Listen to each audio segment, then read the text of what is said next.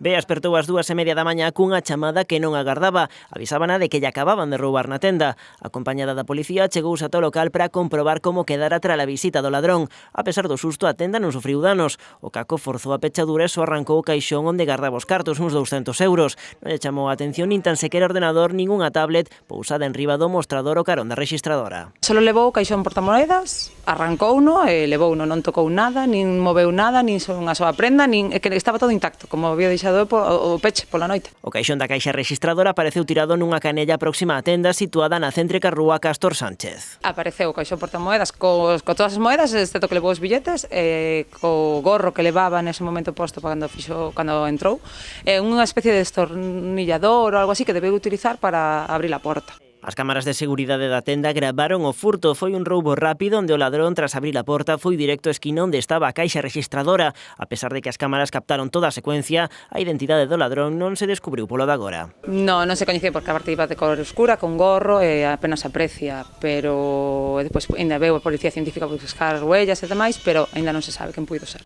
Bea sufriu este roubo tan só un mes despois de abrir o seu negocio. A este caso, na zona lle que sumar outro hai menos dun mes. Foi nesta tenda onde a ladroa mesmo chegou a agredir a unha das dependentas.